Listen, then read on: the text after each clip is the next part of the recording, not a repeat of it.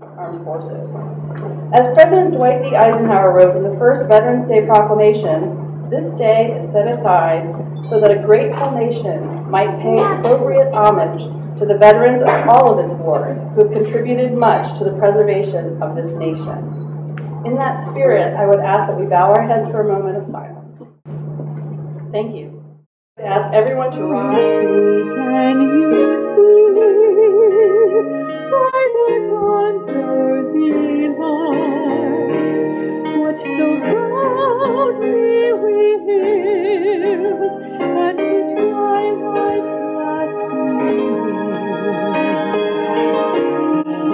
You may sing along with me.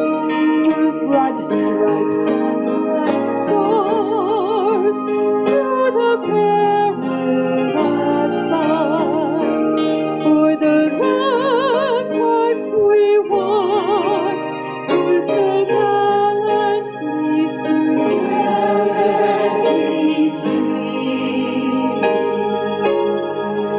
and the bombs bursting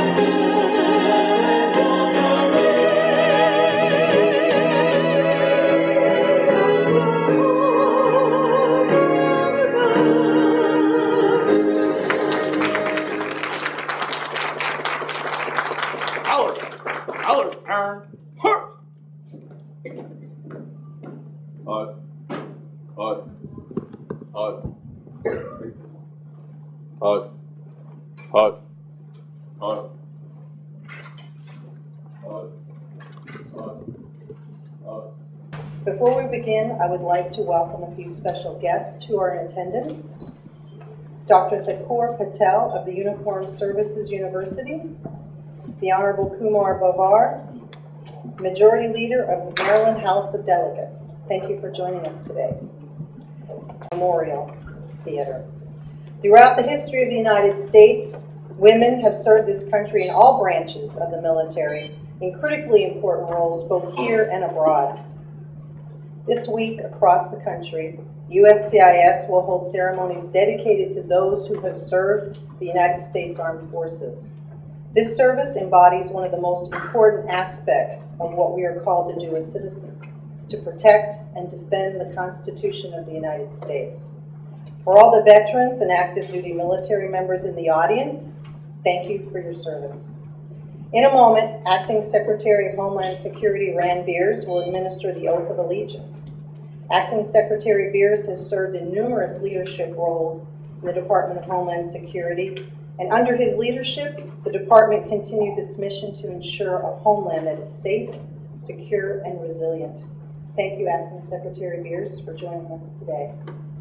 Acting Secretary Beers, I present to you 40 candidates who applied to become citizens of the United States. Each of the candidates has been interviewed by an officer of the United States Citizenship and Immigration Services, and unless exempt by law, has demonstrated the ability to read, write, and speak words in the English language. Each has demonstrated his or her knowledge and understanding of the history and principles and form of government of the United States. Acting Secretary Beers, I recommend that these candidates be administered the Oath of Allegiance, thereby admitting them to the United States. Thank you, Lori, and ladies and gentlemen, it is a privilege and an honor to administer the Oath of Allegiance to these candidates for naturalization assembled here today on citizens, with Veterans Day occurring earlier this week.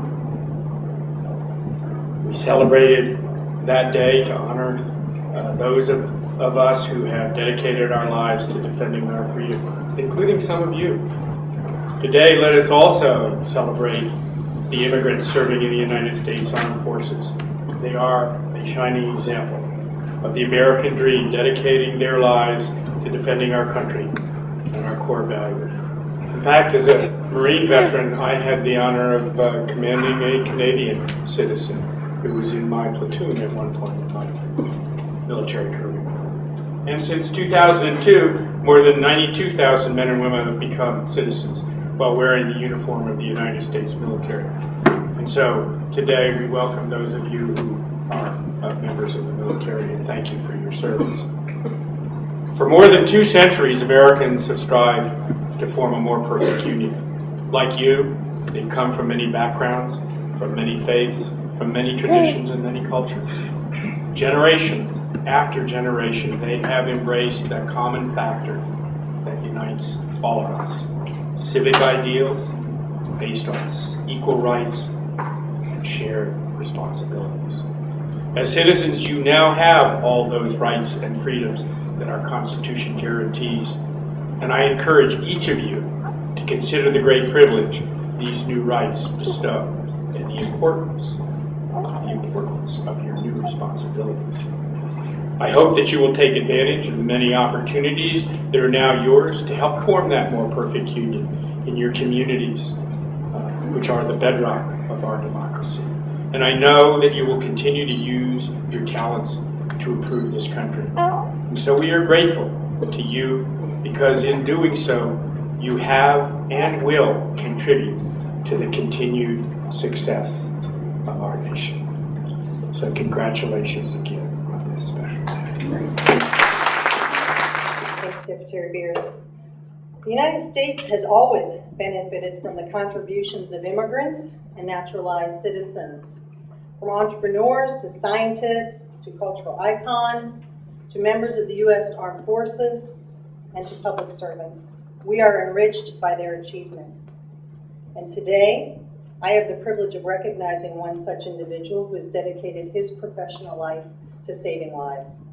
A native of India, Dr. Jindal is a transplant surgeon at Walter Reed National Military Medical Center in Bethesda, Maryland. He is an invaluable member of the nation's premier military hospital dedicated to providing the highest level of support and care to military service members and their families. He is also a professor of surgery and global health at Uniformed Services University of the Health Sciences in Bethesda, Maryland, and the George Washington University in Washington, D.C., where he trains and educates the military medical professionals of tomorrow. In 2009, Dr. Jindal played a crucial role as part of a medical team that conducted groundbreaking surgery on a 21-year-old senior airman who had been shot multiple times while serving in Afghanistan. Dr. Jindal's team performed the first ever pancreas islet cell transplant after a traumatic injury. This groundbreaking procedure saved the young soldier from a life of severe diabetes and offered hope for other patients whose vital insulin-producing pancreas is damaged beyond repair. Dr. Jindal is also the director of the National Blood and Bone Marrow Drive campaign, which collects more than 2,500 units of blood and marrow each year. Dr. Jindal also established the first comprehensive kidney dialysis and transplant program in Guyana, South America. He mobilized a team of physicians and nurses, obtained funding, and successfully performed the first living kidney transplant in Guyana in July 2008 from mother to son. His team visits Guyana 4 times a year and has performed numerous surgical procedures. He's not only given hope to many kidney failure patients, but he's also increased the overall medical standards in Guyana. Dr. Jindal is associated with several medical organizations and was recently appointed Commissioner of the Governor's Office on Service and Volunteerism in the state of Maryland. In 2006, he became a naturalized citizen of the United States. Dr. Jindal, it is my pleasure to recognize you here today as an outstanding American by choice. You've dedicated your career to providing life-saving treatment to individuals around the world and have raised the standard of care in transplant surgery, and congratulations.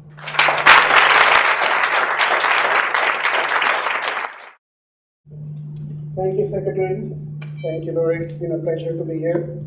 So, today is a time for celebration for my family, my friends, and most of all my new citizens. No matter where we come from, we have achieved a dream. And this dream will be cherished forever for a long time to come. The purpose of today's ceremony is to celebrate and affirm our belief in the greatest country of this world, our new home, the United States. The greatness we celebrate today is not its wealth or might or power, but its unwavering commitment to freedom and justice. America's might was built with immigrants, just like you and me before us, with a dream for a nation and the world which works for all of us. We now have an opportunity, more than ever, to forward this American dream. I shall quote from my fellow Indian American, Farid Zakaria of CNN, and he said, "I'm an American not by accident of birth, but by choice. I voted with my feet and became an American because I love this country, and I think it is exceptional and continue to be exceptional, to which I may add that I love this country for many reasons, and the most important is that this is the only country which celebrates and encourages immigrants like us." My own journey started from a city in West India called Ahmedabad in Gujarat. And then I was in the United Kingdom for 6 years, and then I came to the US, first to the East Coast, to the Midwest, and back to finally Maryland, the great state of Maryland. In good times and in bad, we the new citizens should rise to some historical challenges facing us, and we should actively and rigorously participate in the democratic process. There are big debates going on at this time. The debate of healthcare, providing services to the poor and the needy, to reduce the disparity in health and wealth, not only in the US but around the world, and the issue of immigration reform, which concerns all of us. So there are a lot of challenges, and we should actively participate in these. We as new citizens from different countries should engage our leaders and even run for office. Like my friend in the audience here, Majority Leader Kumar Barve, whose grandparents came from India, and now he's a majority leader. Thank you for coming, sir. And I can name some others as well, like Congressman Amit Bera of California, who is the first Indian American congressman from California. His parents came from India.